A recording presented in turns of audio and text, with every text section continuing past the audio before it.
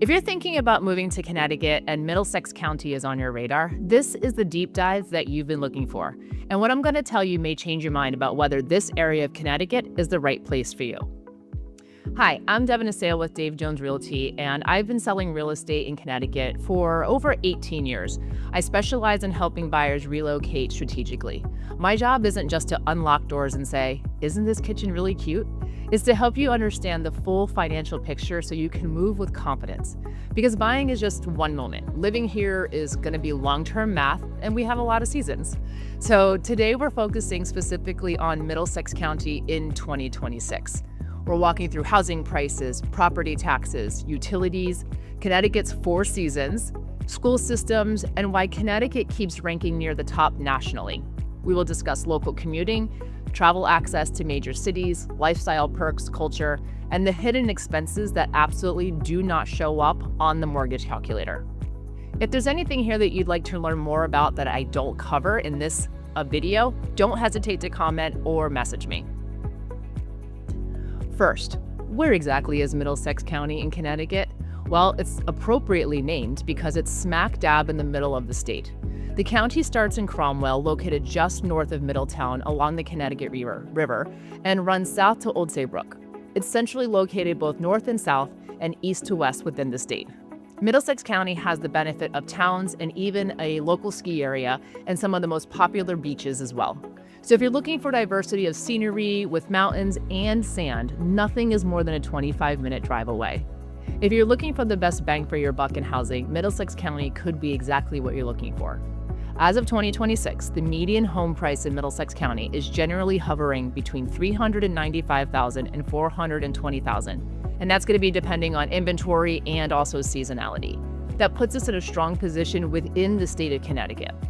We're significantly more affordable than, let's say, Fairfield County, which is closer to New York, but we still offer proximity to major job hubs and shoreline access.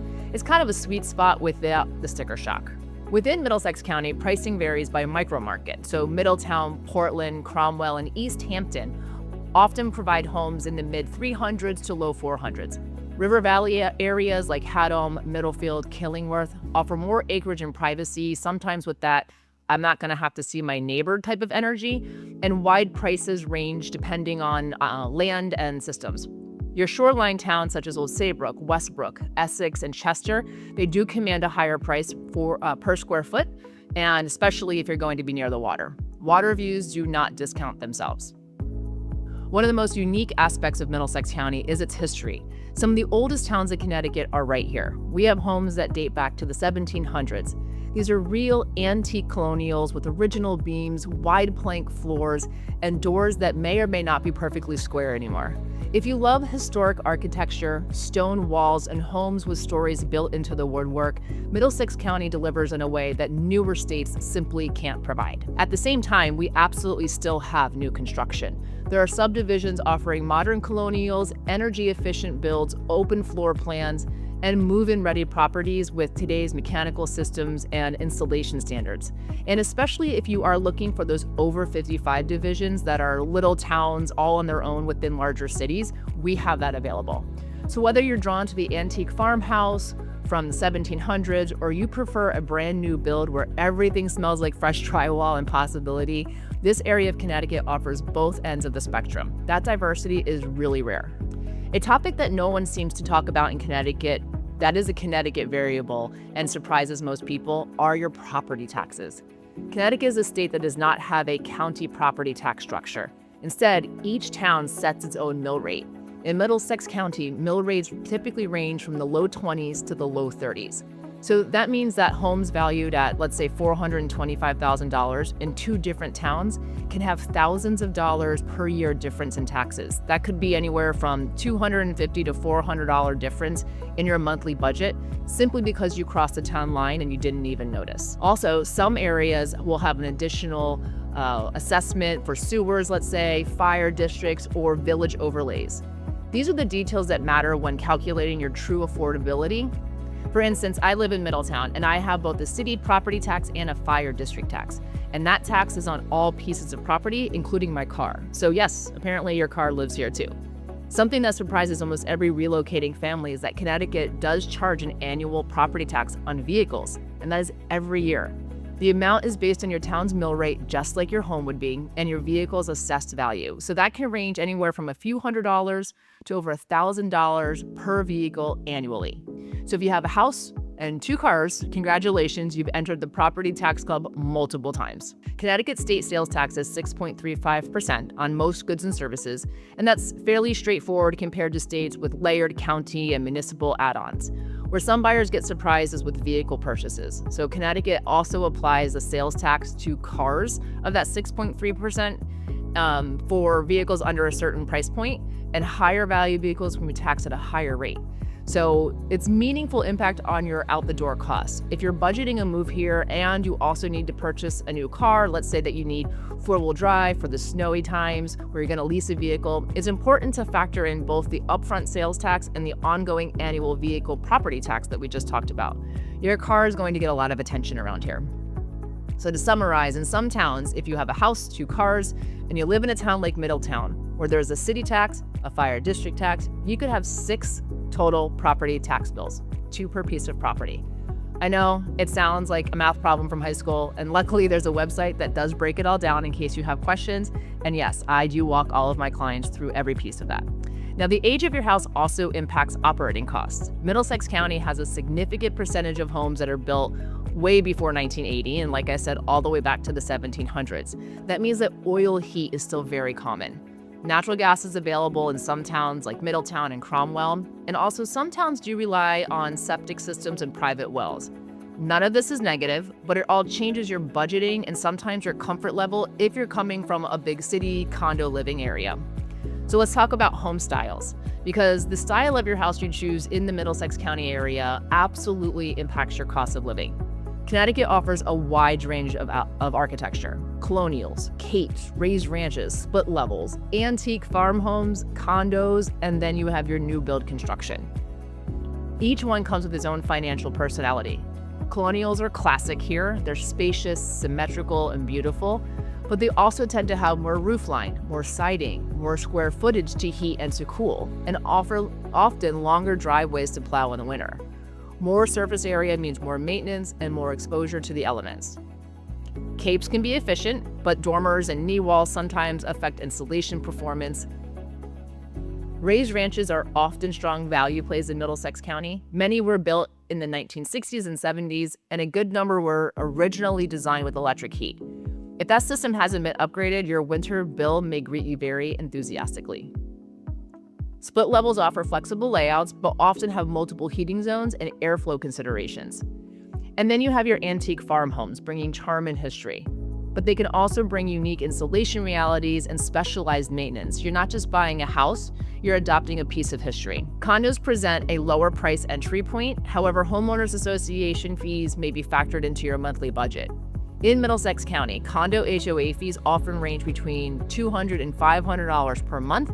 And in some complexes with extensive amenities or deterred maintenance, we can see upwards of $1,000 per month. That's a line item that doesn't show up in a basic mortgage estimate. It can feel like a surprise subscription that you forgot to cancel. Let's get into homeowners insurance, because this is an area that could surprise people.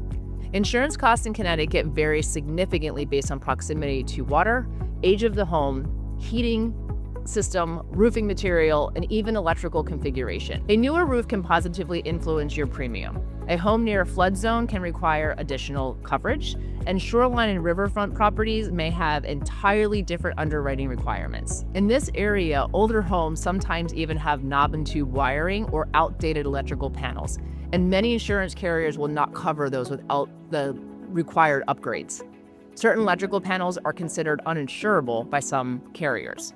In those cases, replacements may be required before closing. This isn't just drama, it's underwriting reality. Insurance carriers are not sentimental about your charming 1890 wiring. Older roofs on homes have been a sore subject in the insurance world recently here in Connecticut. If the roof of the house that you are buying is over 20 years old, some insurance companies may not insure it, or they may charge an extra premium. The good news is I have a strong network of insurance reps who can understand this market and can guide you through it. We're going to shift into utilities and weather because Connecticut has 4 distinct seasons, and at least 2 of them seem personally invested in your electric meter.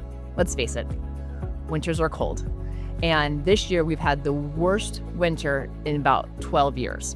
So heating becomes a primary monthly expense from December or even November through March, sometimes April.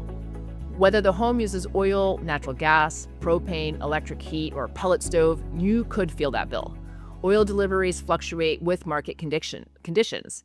When oil prices rise, heating budgets rise. So for a typical 2,300 square foot home, electric bills during peak winter months can range from $280 to $600 depending on the heating type and the usage. Natural gas is available in certain towns, but not county or statewide. Propane is going to be more common for your rural areas, and electric heat is generally the most expensive option in prolonged cold stretches. And just an FYI, here's something that many residents don't realize. Connecticut allows homeowners to choose third-party electric suppliers. Many residents default to the standard rate without realizing they can shop the supply portion of their electric bill. It's not glamorous content, but it is practical savings. Connecticut is lucky to experience 4 distinct seasons, and yes, they impact your budget, but they also create a lifestyle rhythm that many parts of the country simply don't get. Winter brings snow-covered town greens, frozen rivers, ski trips with driving distance, cozy downtown restaurants, holiday parades, and tree lightings that actually look like the movies. It slows things down in a good way. Spring reveals maintenance needs, but it also feels like a reset. The trees begin to bud, the rivers come back to life, farmers markets reopen, and hiking trails turn green again.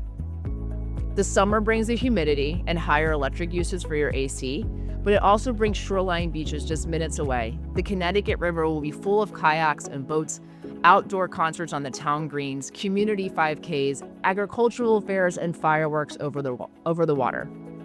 Weeknights feel longer and lighter. Fall is preparation season for your house, but it just may be Connecticut's crown jewel. Foliage that draws visitors from across the country, apple orchards, pumpkin patches, country fairs, crisp air, and Friday night football games under the lights. It's classic New England, just like you see in the movies. Your expenses move with the seasons, but so does your life. For many families, this variety is not just a cost consideration, it's a quality of life upgrade. Middlesex County shines when it comes to commuting and travel access. You're typically 20 to 30 minutes from Hartford, 20 to 35 minutes from New Haven, depending on the town. Shoreline communities offer rail access toward New York City and connections north toward Boston. Driving to either Boston or New York generally takes around 2 hours depending on traffic, and that traffic could be terrible, not gonna lie. That proximity makes Middlesex County attractive for hybrid professionals who want access without city housing costs. We also offer travel flexibility with multiple airports. Bradley International and Windsor Locks is roughly 35 to 45 minutes from much of Middlesex County, and Tweed New Haven Airport is about 30 to 45 minutes. So having multiple airport options within reasonable distance often helps with flight pricing and scheduling flexibility. Education is one of Connecticut's strongest points. The state consistently ranks among the top of the country for public education, with high graduation rates and strong academic performance.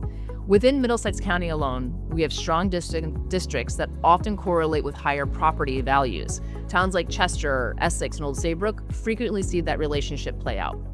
Beyond public schools, Middlesex County and surrounding areas offer expansive private high school options and access to well-regarded colleges and universities.